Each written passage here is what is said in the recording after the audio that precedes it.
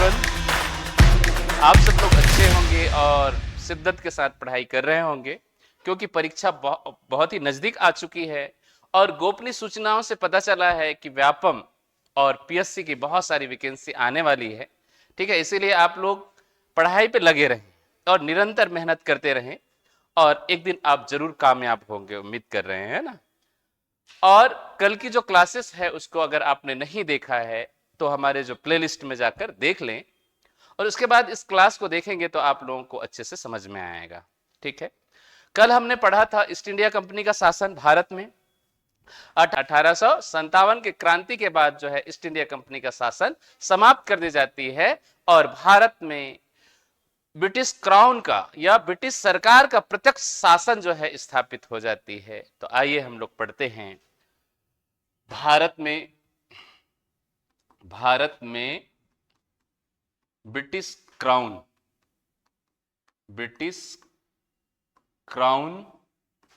का प्रत्यक्ष शासन।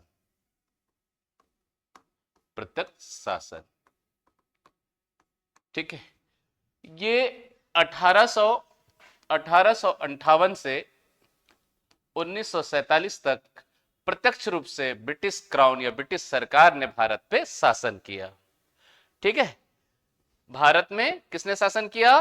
ब्रिटिश क्राउन या ब्रिटिश सरकार ने जो है शासन किया और कुछ एक्ट्स भारत में पारित किए गए, कुछ नियम बनाए गए, कुछ कानून जो है देश में लागू हुआ। ये एक्ट या इन कानूनों को हम लोग समझने की कोशिश करते हैं। आइए देखते हैं हम। भारतीय शासन अधिनियम 1858। भारतीय शासन अधिनियम 1858 के द्वारा जो है ईस्ट इंडिया कंपनी का शासन समाप्त कर दिया गया। किसका शासन समाप्त कर दिया गया? ईस्ट इंडिया कंपनी का शासन समाप्त। ईस्ट इंडिया कंपनी का शासन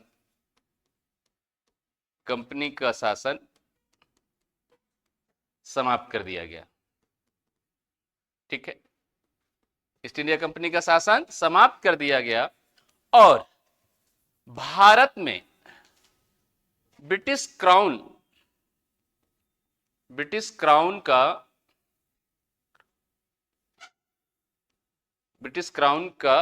प्रत्यक्ष शासन स्थापित हो जाता है। शासन स्थापित हुआ। ठीक है, प्रत्यक्ष शासन। और प्रत्यक्ष शासन स्थापित होने के बाद जो है क्या होगी, भारत पे प्रत्यक्ष शासन स्थापित तो हो गया और इसी एक्ट के प्रावधानों के तहत जो है बोर्ड ऑफ डायरेक्टर एवं बोर्ड ऑफ कंट्रोलर को भी क्या कर दिया गया? समाप्त कर दिया गया। ठीक है, बोर्ड ऑफ डायरेक्टर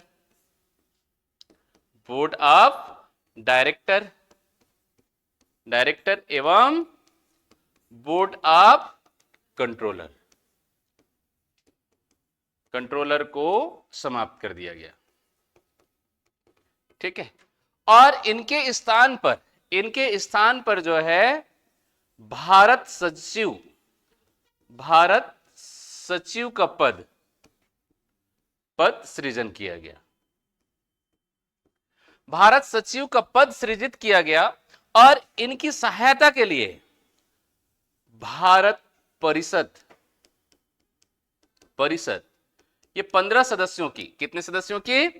15 सदस्यों की भारत परिषद के नाम से जाना गया। इनकी सहायता के लिए जो है 15 सदस्यों की एक परिषद का गठन किया गया जो भारत सचिव को जो है सहायता के लिए बनाया गया था।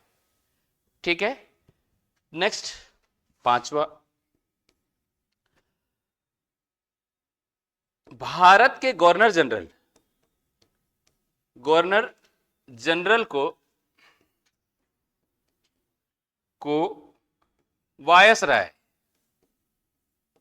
वायसराय के नाम में परिवर्तन कर दिया गया।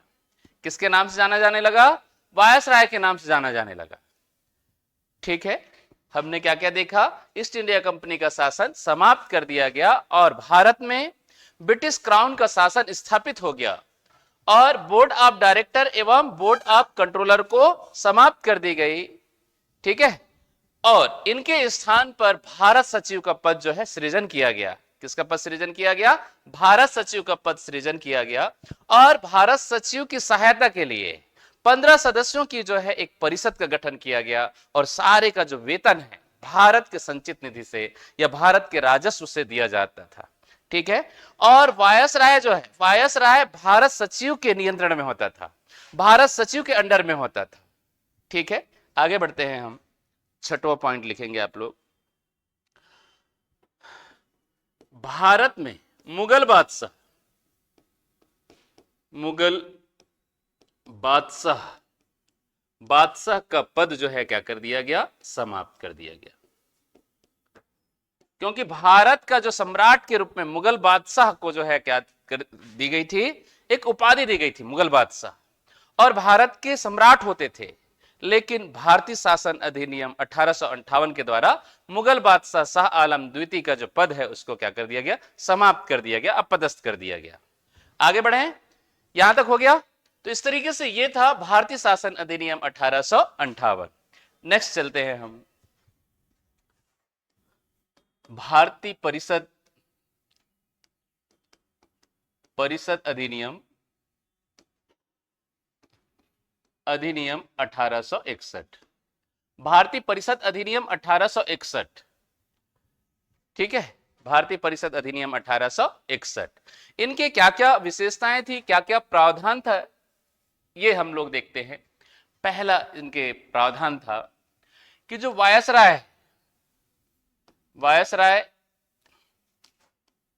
वायसराय को भारत में अध्यादेश लाने का अधिकार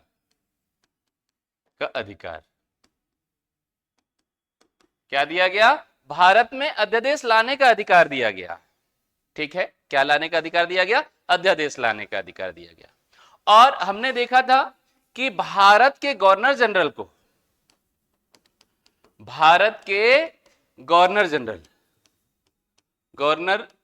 को वायसराय कहा जाने लगा। वायसराय कहा जाने लगा। ठीक है। और भारत के प्रथम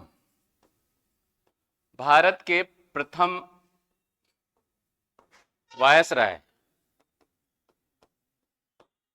जल्दी से बताइए, भारत के प्रथम वायसराय लॉर्ड कैनिंग को जो है भारत के प्रथम वायसराय नियुक्त की गई। ठीक है, और वायसराय को अध्यादेश लाने का अधिकार प्राप्त हुआ। नेक्स्ट हम लोग देखते हैं। नेक्स्ट देखें, जो वायसराय है, वायसराय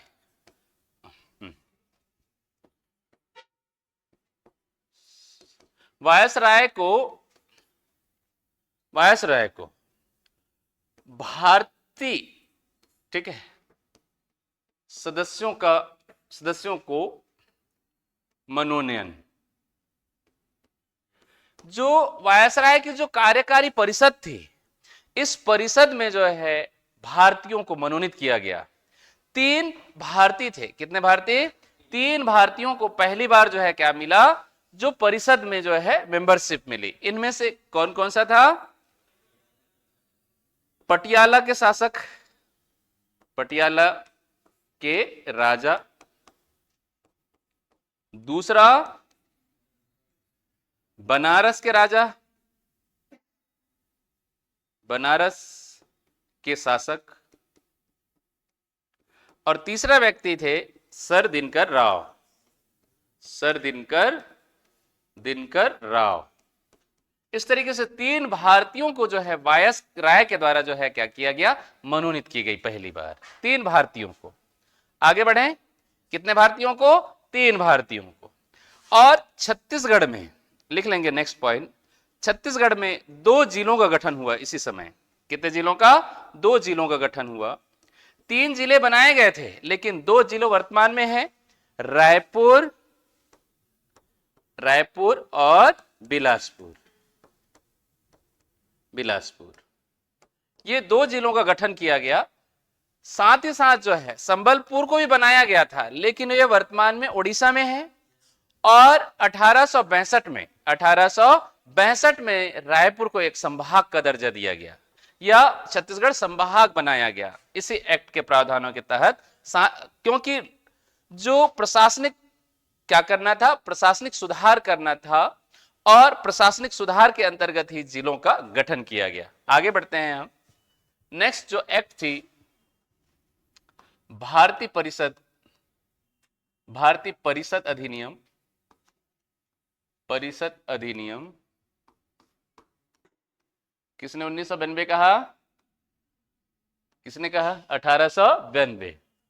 ठीक है, 1892 के द्वारा जो है पहली बार भारतीयों को बजट पर प्रश्न पूछने का अधिकार दिया गया। बजट पर प्रश्न पूछने का अधिकार मिला भाई, अधिकार प्राप्त हुआ। ठीक है, लेकिन यह पूरक प्रश्न नहीं पूछा जा सकता था। पूरक प्रश्न, ये सप्लीमेंट्री क्वेश्चन नहीं की जा सकती थी, इतना दहशत था।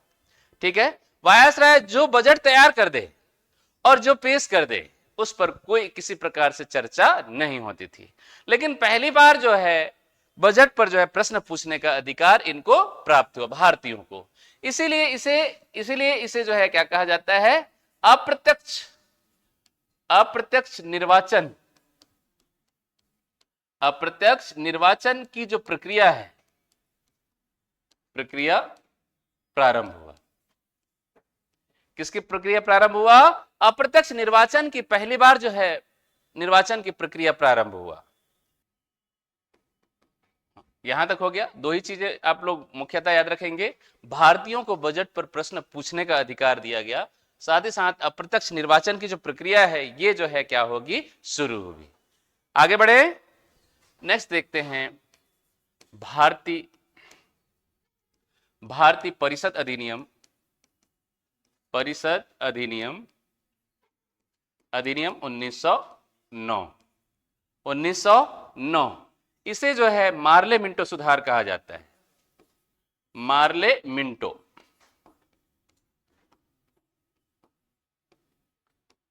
मिंटो सुधार के नाम से जाना जाता है। ठीक है, जो 1909 में आया। ठीक है, मार्ले कौन हुआ करते थे भाई? ब्रिटिश के प्रधानमंत्री हुआ करते थे या जो भारत सचिव हुआ करते थे। ठीक है, और मिंटो जो है भारत के वायसराय। और इनके द्वारा जो है एक भारतीय परिषद अधिनियम लाया गया। इस अधिनियम के जो है क्या क्या विशेषताएं हैं, इनके क्या क्या प्रावधान किया गया, क्या क्या उपबंध था, ये हम लोग समझते हैं।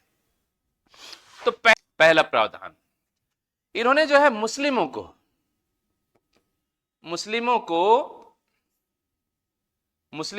को सांप्रदायिक आधार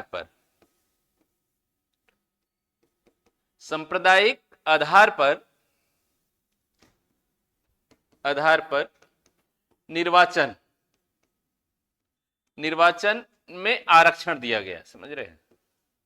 सीधी सी बात है, पहली बार जो है मुस्लिमों को आरक्षण दिया गया। कारण था 1907 में मुस्लिम लीग का गठन हुआ, ढाका में मुस्लिम लीग का गठन हुआ। ठीक है, और मुस्लिम लीग जो है धीरे धीरे जो है क्या होगी? संगठित हो गई। और जितने भी जो स्वतंत्रता के लिए आंदोलन है, ये आंदोलन कहीं ना कहीं बंगाल का जो ढाका क्षेत्र है यहीं पर जो है क्या हो रही थी? स्वतंत्रता आंदोलन हो रही थी। इसीलिए अंग्रेज ने कूटनीतिक तरीके से जो है बांग्लादेश, ठीक है, बंगाल का क्या भारत से अलग करके जो है बांग्लादेश बना दिया गया 1905 में। लेकिन इनको जो है बंग वापस लो के नारे लगे, और जो कांग्रेस है 1907 में दो भागों में बढ़ जाती है, गरम दल और नरम दल। ठीक है, और मुस्लिम लीग का जो है क्या होता है? गठन होता है। और ये अंग्रेजों के प्रति जो है विरोधाभास थी, विरोध प्रदर्शित कर रहे थे। इसीलिए मुस्लिमों को जो है तुष्टिकरण के राजनीति के तहत जो है क्या किया गया, आरक्षण दे दी गई, सांप्रदायिक आधार पर आरक्षण। इसीलिए मार्ले मिंटो को जो है क्या कहा जाता है, सांप्रदायिकता के जनक कहा जाता है। किसके जनक कहा जाता है, सांप्रदायिकता के जनक। आगे बढ़े, दूसरा जो है भारतीय लोगों को, भारतीय नागरिकों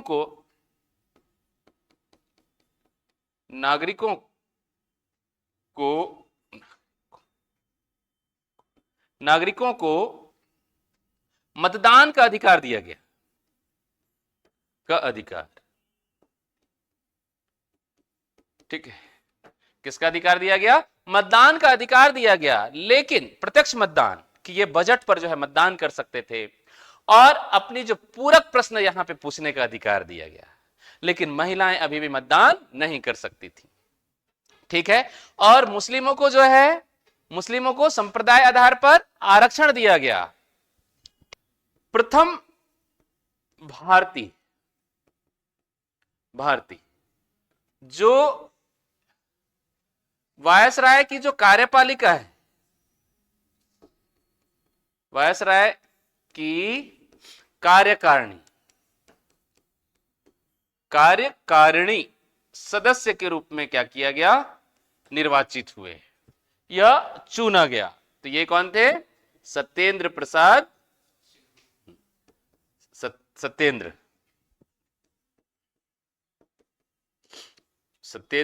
सिन्हा जी, ठीक। पहला भारतीय जिन्होंने वायसराय की कार्यकारिणी में जगह बनाई, ठीक है, कौन थे, सत्येंद्र प्रसाद सिन्हा जी, सत्येंद्र प्रसाद सिन्हा। आगे बढ़े हम लोग, आगे बढ़े कि नहीं बढ़े। तो सांप्रदायिक आधार पर इस तरीके से मुस्लिमों को आरक्षण दे दी गई और मतदान करने का अधिकार दिया गया, लेकिन अभी भी महिलाओं को मतदान का अधिकार नहीं दिया गया था। तीसरी चीजें ऐसी थी कि मुस्लिमों को आरक्षण दिया गया, और जो रियासतें थी, रियासत जानते हैं ना, और साथ ही साथ जो है क्या होगी, जमींदारी प्रथा थी, और विश्वविद्यालय थे, और कुछ ऐसे संगठन थे। उन संगठनों के लिए, विश्वविद्यालयों के लिए, स्कूलों कॉलेजों के लिए जो है अलग से विधानसभा में प्रतिनिधि भेजने की जो है प्रावधान किया गया। तो लिख लेंगे आप लोग, सिंडिकेट मेंबर्स सुने हैं ना,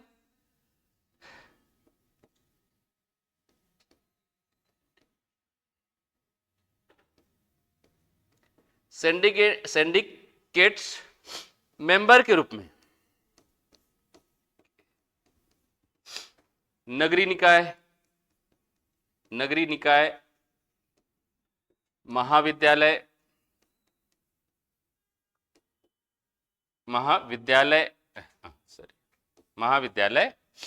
एवं जो नगरीय निकाय क्षेत्रों से, जमींदारी क्षेत्र से जो है पृथक निर्वाचन का जो है क्या किया गया, प्रावधान किया गया। विधान परिषद में जो है पृथक निर्वाचन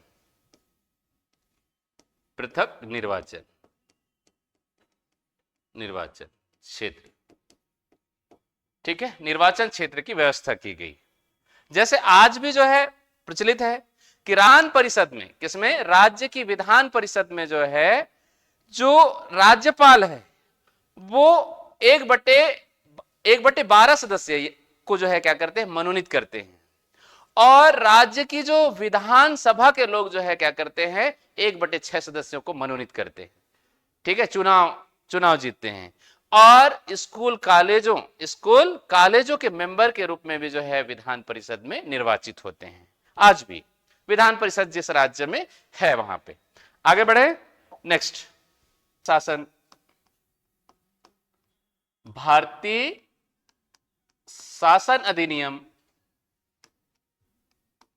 अधिनियम 1919, इसे चेम्सफोर्ड सुधार के नाम से जाना जाता है, चेम्सफोर्ड सुधार, ठीक है, चेम्सफोर्ड सुधार के नाम से जाना जाता है, ठीक है। शासन अधिनियम 1919, भारतीय शासन अधिनियम 1919। इस अधिनियम के क्या क्या प्रावधान थे, ये याद रखेंगे। 1917 में जो है ये अधिनियम पारित हुआ या प्रस्ताव पास हुआ। कि ये अधिनियम जो है लाया जाएगा, भारतीय शासन अधिनियम 1917। और ये जो है 1919 में भारत आया और 1921 में लागू हुआ। लागू कब हुआ? ये 1921 में, ये याद रखना। लेकिन ब्रिटेन में पास कब होती है? 1919 में। और भारत में लागू कब हुई? 1921 में लागू हुई। इस अधिनियम का प्रावधान था, इस अधिनियम का जो है क्या प्रावधान था, क्या विशेषताएं थी, ये थोड़ा सा समझते हैं हम। समझे ना? ठीक है। इस अधिनियम में उत्तरदायी सरकार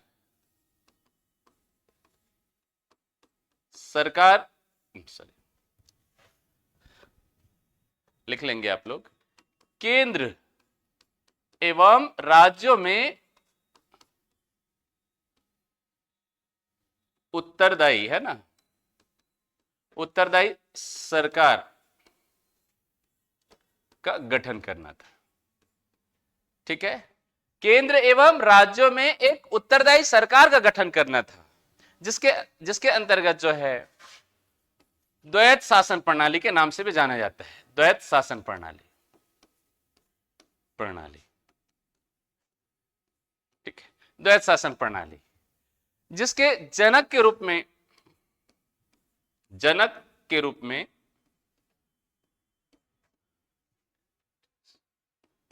कार्टियस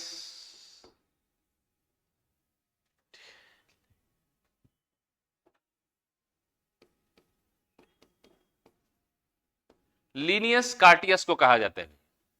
ये जो है द्वैत शासन प्रणाली के जनक। ये द्वैत शासन क्या था? केंद्र में क्या रहेगा? 2 सदन होगी। केंद्र में 2 सदन, जैसे वर्तमान में क्या है, लोकसभा और राज्यसभा है, ऐसे जो है राज्यों में भी 2 सदन होंगे, जिसके अंतर्गत जो है राज्य की विधानसभा एवं विधान परिषद।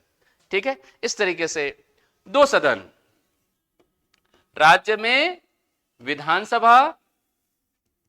विधानसभा और विधान परिषद, ये याद रखेंगे आप लोग। और केंद्र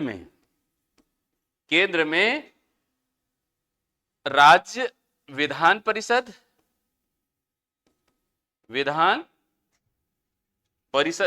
ही कहलाता था ना, विधान परिषद और विधानसभा,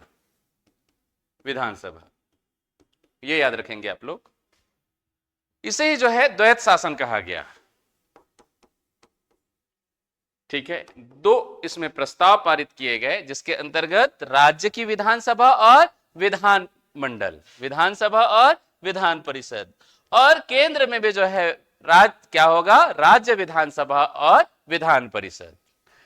इसको जो है वर्तमान में आप सबको पता होगा, राज्य विधान परिषद, ये राज्यसभा, वर्तमान राज्यसभा, और विधानसभा वर्तमान में लोकसभा। इस तरीके से केंद्र एवं राज्यों में द्वैत शासन स्थापित हुई। केंद्र एवं राज्यों में द्वैत शासन प्रणाली स्थापित हुई, जिसको जो है राज्य की विधान परिषद एवं विधानसभा के नाम से जाना जाता है। ठीक है, और जो सूचियों का भी इसमें जो है क्या किया गया? बंटवारा किया गया। ठीक है, आरक्षित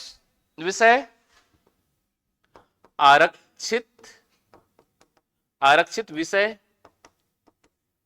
एवं एक जो विषय थे, जिनको जो है क्या कहा गया? हस्तांतरित विषय।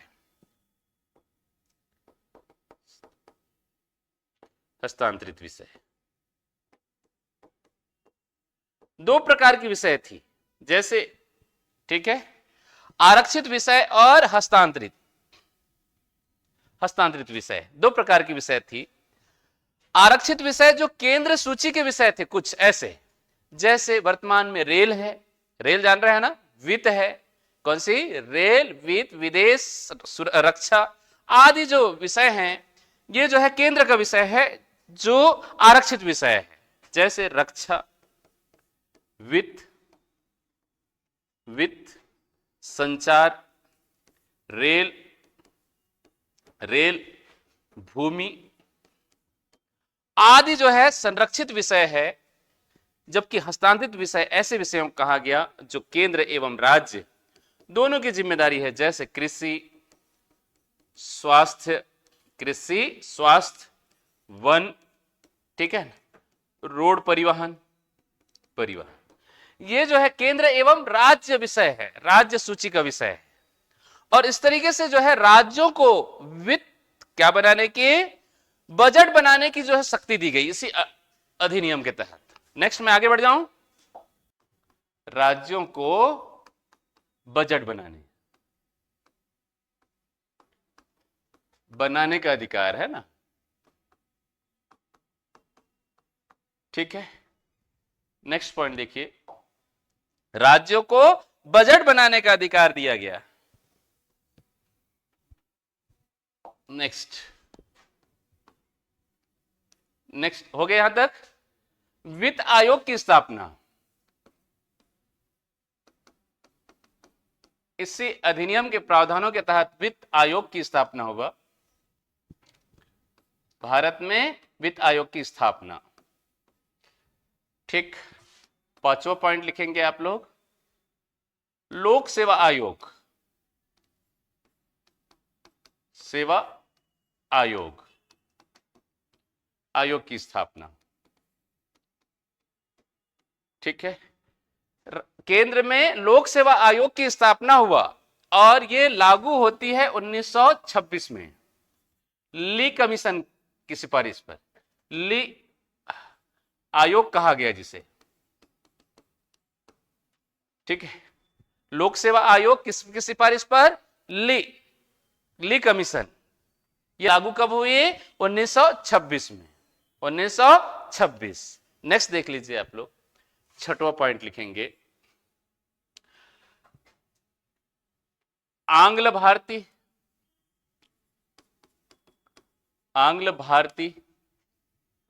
ईसाई, सिख, आंग्ल आदि को निर्वाचन में आरक्षण दे दिया गया, आरक्षण का प्रावधान किया गया। निर्वाचन में आरक्षण किन किन को दिया गया आरक्षण, भारतीय, आंग्ल, ईसाई, सिख आदि को जो है भारत में निर्वाचन क्षेत्र में आरक्षण का प्रावधान किया गया, आरक्षण दे दिया गया। सबको याद हो गया ना, फिर से देख लीजिए इस अधिनियम के क्या क्या प्रोविजन थे। भारतीय शासन अधिनियम 1919, जिसको चेम्सफोर्ड सुधार के नाम से जाना जाता है, केंद्र एवं राज्यों के मध्य उत्तरदायी सरकार का जो है गठन करने का यह लक्ष्य था। उत्तरदायी सरकार, जिम्मेदार सरकार, ठीक है, जो लोकहित में कार्य करे, ऐसी सरकार की स्थापना की जिम्मेदारी थी। दो जो है द्वैत शासन प्रणाली, ठीक है, द्वैत शासन प्रणाली का मतलब केंद्र एवं राज्यों में दो जो है क्या होगी, एक विधान परिषद होगी। जैसे वर्तमान में केंद्र में लोकसभा और राज्यसभा है, ऐसी जो है दो सदन होंगे, ठीक है।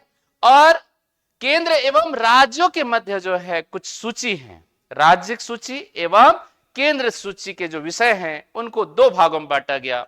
एक आरक्षित विषय जिसको केंद्र सरकार कानून बना सकती है, ऐसे विषय जो है आरक्षित विषय कहलाए, और कुछ ऐसे विषय थे जिसे हस्तांतरित विषय कहलाता है। ये जो है क्या होगी, राज्य सरकारों की जिम्मेदारी थी, जिसके अंतर्गत कृषि हो गया, शिक्षा हो गया, फॉरेस्ट हो गया, ठीक है, ये सारे जो है क्या होंगे, हस्तांतरित विषय हैं। आगे बढ़ते हैं हम, राज्यों को जो है, राज्यों को बजट बनाने का अधिकार दिया गया, राज्यों को बजट बनाने का अधिकार दिया गया, और जो पैसा है उसके बंटवारा के लिए एक वित्त आयोग की स्थापना हुई। किसकी स्थापना हुई, वित्त आयोग की स्थापना हुई। साथ ही साथ लोक सेवा आयोग की स्थापना ली कमीशन की सिफारिश पर। किसकी सिफारिश पर, ली कमीशन की सिफारिश पर जो है संघ लोक सेवा आयोग की स्थापना हुई। और ईसाई, सिख और आंग्ल भारतीयों को मतदान में, निर्वाचन में आरक्षण का प्रावधान किया गया। आगे बढ़े हम लोग, नेक्स्ट चलते हैं भारतीय शासन अधिनियम, भारतीय शासन अधिनियम 1935, ठीक है, भारतीय शासन अधिनियम 1935। यह बहुत ही महत्वपूर्ण संविधान था।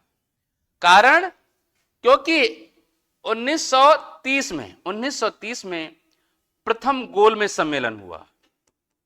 गोलमेज, प्रथम गोलमेज, ये याद रखेंगे भाई। 1931 में द्वितीय गोलमेज और 1932 में तीसरी गोलमेज थी। द्वितीय और ये तृतीय गोलमेज। इसमें कांग्रेस ने भाग लिया था, कांग्रेस भाग लिया था इस, है ना, इस जो गोलमेज सम्मेलन है इसमें। लेकिन दोनों जो गोलमेज सम्मेलन है, प्रथम और अंतिम जो गोलमेज सम्मेलन है, इसमें कांग्रेस ने भाग नहीं लिया था, बायकॉट कर दिया था। ठीक है। लेकिन द्वितीय गोलमेज सम्मेलन में महात्मा गांधी जो है राजपुताना जहाज से लंदन गए हुए थे। समझ में आ रहा है? कौन सी जहाज से? राजपुताना जहाज से। लेकिन पहले से ही जो है भीमराव अंबेडकर दलितों का नेतृत्व करने के लिए वहां पे प्रेजेंट थे। ये जनरली जो है लंदन में एक गोलमेज सम्मेलन था, जहां पे मेज जो है कैसा था? गोल था।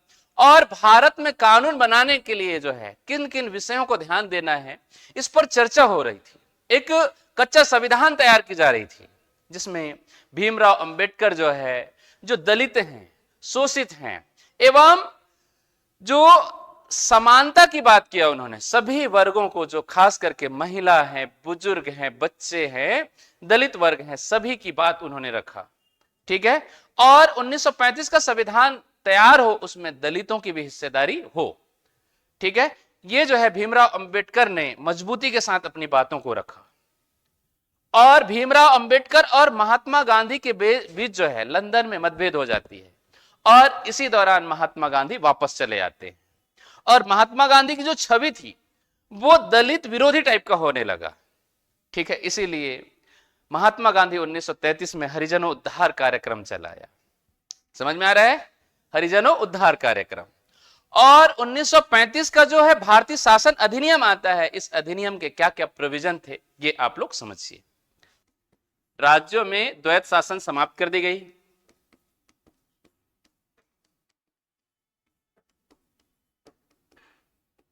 समाप्त कर दिया गया।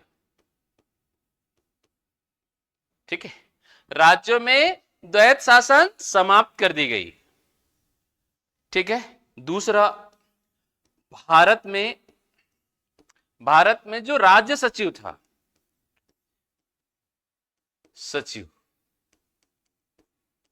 राज्य सचिव का पद भी जो है क्या कर दिया गया? समाप्त कर दिया गया। भारत राज्य सचिव का पद समाप्त कर दिया गया। ठीक है। तीसरी पॉइंट, आरबीआई की स्थापना। ठीक है। किसकी स्थापना हुई? आरबीआई की स्थापना। आरबीआई की स्थापना कब हुई थी? 1 अप्रैल 1935।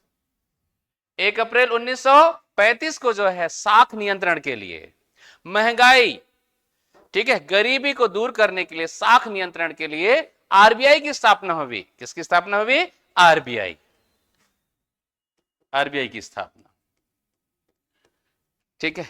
चौथी पॉइंट, 1937 में आम चुनाव हुआ इसी अधिनियम के प्रावधानों के साथ। आम चुनाव 1937 में राज्यों में आम चुनाव हुआ, प्रांतों में आम चुनाव हुआ। और आम चुनाव में लगभग 9 राज्य ऐसे थे, 9 ब्रिटिश प्रांत ऐसे थे जहां पर कांग्रेस की गवर्नमेंट बन जाती है। किसकी गवर्नमेंट बन गई? कांग्रेस की गवर्नमेंट बन गई। अंग्रेज को लगभग 1-2 राज्य ऐसे थे जहां पे अंग्रेज की सरकार थी। ठीक है। लेकिन जो अंतिम शक्ति थी, सरकार का गठन तो कर दिया गया राज्यों में, लेकिन राज्य सरकारें कानून, जो भी कानून बनाते थे, उन कानून में अंतिम रूप से हस्ताक्षर वायसराय का होता था। अंतिम पावर किनको दी गई थी? वायसराय को दिया गया था। इसीलिए कांग्रेस ने जो है बहिष्कार करते हुए जो है 1939 में सभी की सभी जो राज्य सरकारें हैं उन्होंने त्यागपत्र दे दिया था। ठीक है। आगे बढ़े हम लोग, आगे बढ़े कि नहीं बढ़े? 5वां, 1937 में ही भारत से अलग होकर म्यांमार देश बना दिया गया। पृथक म्यांमार भारत से अलग कब हुआ? 1937। 1937 में जो है भारत से अलग करके म्यांमार देश बना दिया गया। ठीक है, आरबीआई का गठन किया गया। किसका गठन किया गया? आरबीआई का गठन किया गया। और नेक्स्ट चलते हैं हम, भारत में एक सुप्रीम कोर्ट की स्थापना हुई। भारत में सुप्रीम कोर्ट हुई, सुप्रीम कोर्ट की स्थापना हुई। ध्यान रखना आप लोग, है ना, किसकी स्थापना हुई? Supreme court. भारत में एक सुप्रीम कोर्ट की स्थापना हुई 1935 में। ठीक है, लेकिन जो अंतिम न्यायालय था, अंतिम न्यायालय सुप्रीम कोर्ट नहीं था भाई, अंतिम न्यायालय प्रिवी न्यायालय था। प्रिवी न्यायालय, जिसे जो ब्रिटेन में थी भाई, ब्रिटेन। याद रखना, ये जो ब्रिटेन की न्यायालय है इसे ही अंतिम न्यायालय माना गया, प्रिवी न्यायालय। सुप्रीम कोर्ट में फैसला देने को भी जो है प्रिवी न्यायालय में चुनौती दी जा सकती थी, जो लंदन में थी, ब्रिटेन में थी। ठीक है, और अंतिम न्यायालय जो है प्रिवी न्यायालय को माना गया। आगे बढ़े, आगे बढ़े कि नहीं बढ़े? नेक्स्ट चलते हैं, भारतीय स्वतंत्रता अधिनियम, अधिनियम 1947। भारतीय स्वतंत्रता अधिनियम 1947, भारतीय स्वतंत्रता अधिनियम 1947। लेकिन 1947 आने से पहले आप इसमें जो है साइमन कमीशन को पढ़ लेना है। Simon commission. दूसरी चीजें 1942 में क्रिप्स मिशन, क्रिप्स मिशन को भी पढ़ लेना है आप लोगों को। 1945 में वेवेल योजना को पढ़ लेना है, वेवेल योजना। 1940 में अगस्त प्रस्ताव को पढ़ लेना है, अगस्त प्रस्ताव। ठीक है, 1946 में बताऊंगा जिसको कैबिनेट मिशन, कैबिनेट मिशन, ये हम बताएंगे कैबिनेट मिशन को। ठीक है, लेकिन इनको आप लोगों को पढ़ लेना है। साइमन कमीशन 1927, साइमन कमीशन 1927, 3 फरवरी 1927 को ये सात जो ब्रिटेन के जो मेंबर थे, 7 लोग भारत आए थे। ठीक है, मद्रास में कांग्रेस का अधिवेशन हुआ था। इस अधिवेशन में जो है सीधे सीधे साइमन कमीशन गो बैक या साइमन कमीशन का जो विरोध किया गया और कांग्रेस ने विरोध करी। ठीक है, और इनकी जो है कुछ कुछ उद्देश्य थे, कुछ कुछ जो है इनकी रिपोर्टें थी, इनको आप लोग पढ़ लेना। ठीक है, क्रिप्स मिशन को पढ़ लेना, वेवेल योजना पढ़ लेना, और हमने क्या बताया, अगस्त प्रस्ताव 1940 में आया। ठीक है, और कैबिनेट मिशन हम पढ़ेंगे, इसको हम लोग पढ़ेंगे, ये सब पढ़ लेना है। आगे बढ़े हम लोग। 1947 भारतीय स्वतंत्रता अधिनियम 1947, ये ब्रिटिश सरकार के द्वारा लाई गई ये अंतिम अधिनियम था, जिसे माउंटबेटन योजना के नाम से भी जाना जाता है। माउंटबेटन योजना, बेटन योजना, माउंटबेटन योजना। ठीक है, कौन सी योजना है? माउंटबेटन योजना। देखें भाई, माउंटबेटन योजना, ये 4 जुलाई 1947 को ये जो माउंटबेटन योजना है, माउंटबेटन योजना ब्रिटिश संसद में पास होती है, ब्रिटिश संसद में पास हुआ माउंटबेटन योजना। और इस माउंटबेटन योजना जो है, ये माउंटबेटन योजना भारत में जो है माउंटबेटन लेकर आए, इसीलिए इस योजना का नाम माउंटबेटन योजना पड़ा। यह जनरली अंग्रेजों के द्वारा या ब्रिटिश सरकार के द्वारा लाई गई यह अंतिम एक्ट है, जिसके द्वारा भारत को आजाद करने की बात कही गई। इनकी जो प्रमुख शर्तें यहां पर देखिए, इनकी प्रमुख प्रावधान क्या क्या था इस योजना का। तो इसमें स्पष्ट रूप से कहा गया 15 अगस्त 1947 को भारत एवं पाकिस्तान दो डोमिनियन स्टेटों का गठन कर दिया जाएगा। दो डोमिनियन स्टेट का गठन या स्थापना है ना। 15 अगस्त 1947 को भारत को आजाद करके दो डोमिनियन स्टेट का क्या कर दिया जाएगा, गठन कर दिया जाएगा, स्थापना कर दिया जाएगा। ये दो डोमिनियन स्टेट कौन कौन सी होगी, भारत और पाकिस्तान होगा, भारत और पाकिस्तान। चलिए नेक्स्ट, ये थी भारत एवं पाकिस्तान।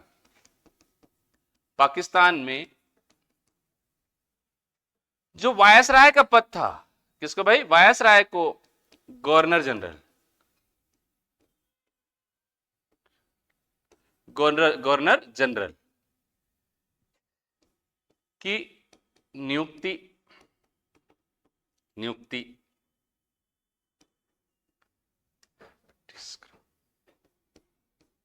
ब्रिटिश क्राउन के द्वारा किया जाएगा, ब्रिटिश महारानी के द्वारा किया जाएगा। महारानी लिख लेंगे आप लोग, शासिका किसके द्वारा किया जाएगा, ब्रिटिश शासिका के द्वारा या ब्रिटिश क्राउन के द्वारा जो है, जो गवर्नर जनरल है उनकी नियुक्ति किया जाएगा। ठीक है। और तीसरी चीजें, भारत एवं पाकिस्तान को राष्ट्रमंडल